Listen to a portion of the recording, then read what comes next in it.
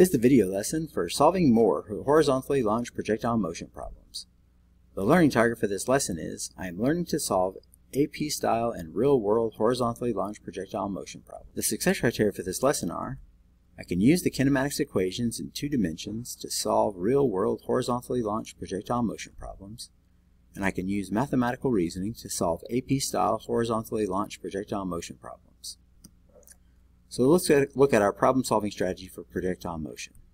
So for horizontally launched projectiles, we have this table of handy things to think about in terms of variables. So we have the position, we have x0, which is the initial horizontal position, and we have the x, which is the horizontal range, which is how far the projectile went horizontally. We have our velocity v sub x, which is the constant horizontal velocity. In the x direction, the velocity doesn't change. And then for acceleration, we have no horizontal acceleration in the x direction. And then for time t, the time is the same in the x direction as in the y direction.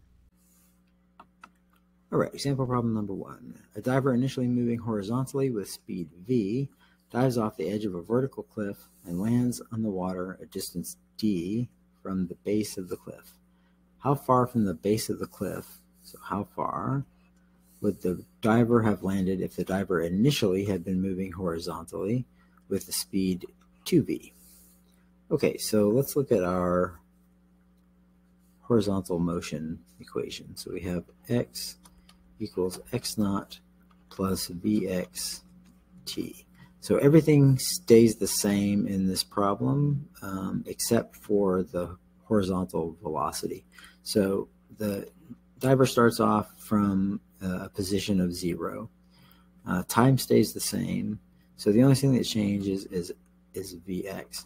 So we know that Vx initially starts at V, and then we know that it changes to 2V. So if we plug everything in here, let's just say that time is equal to 1, just to simplify things, and that x, to start off with, equals d. So we have d is equal to v. Okay, so if we plug in our 2v here, so let's change 2v. So what happens now? If time is still 1, so we multiply that by 1, what happens to distance? This is a linear relationship, so we end up only with 2d. So velocity increases by 2, distance also increases by 2. So our correct answer here is 2d. Okay, example problem 2. The target lies flat on the ground 3 meters from the side of a building that is 10 meters tall, as shown at left. So we have this diagram where we've got this building, we've got a building that's 10 meters tall, we've got a target that's 3 meters from the edge of the building. The student rolls the ball off the horizontal roof of the building in the direction of the target. Air resistance is negligible. The horizontal speed with which the ball must leave the roof if it is to strike the target is most nearly. So the first thing we want to do is figure out the time. So we use the equation y equals 1/2 g t squared to figure out the time. So our y is 10 meters, so we'll do minus 10 meters is equal to 1/2 times minus 10 meters per second squared times t squared.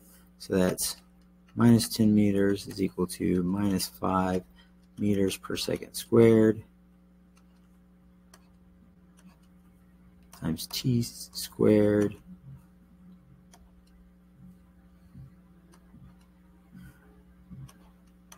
Okay, so divide by minus 5, we end up with 2 is equal to t squared. So take the square root, and we end up with t is equal to the square root of 2. Okay, so right now, just thinking of, so this would be in seconds. So just looking at the answer choices, C is a pretty reasonable answer choice because we know that our distance from the edge of the building to the target is 3 meters. And the time that it takes for the projectile to fall and hit the ground is square root of 2 seconds. So if we think about our definition of velocity, as being distance divided by time, that would give us 3 over square root of 2 meters per second. So 3 over square root of 2 meters per second is a really good answer choice to guess at. But we could go a little bit further and see if we can figure out the answer a little bit better. So we have, using our constant motion equation, we have x equals x naught plus vxt. So our x we know is 3 meters. Our x naught is 0. So we say 3 meters is equal to vx times t. And our t we know is the square root of 2 seconds. So to get x by itself, we divide both sides by square root of 2 seconds, and we end up with vx is equal to 3 meters divided by the square root of 2 seconds. So we kind of got there a little bit of the long way, but we got to that same answer. So we have vx is 3 over square root of 2 meters per second, which is answer C. Okay, so example problem number 3. We have an arrow is aimed horizontally directly at the center of a target 20 meters away. The arrow hits 0.050 meters below the center of the target. Neglecting air resistance, what was the initial speed of the arrow? Okay, so we've got this arrow, and it's being fired at this target. And the center is right here, and it hits just below that at 0.05. So let's call this distance 0.050 meters. And this distance, the horizontal distance, is 20 meters. Okay, so what is the speed of the arrow?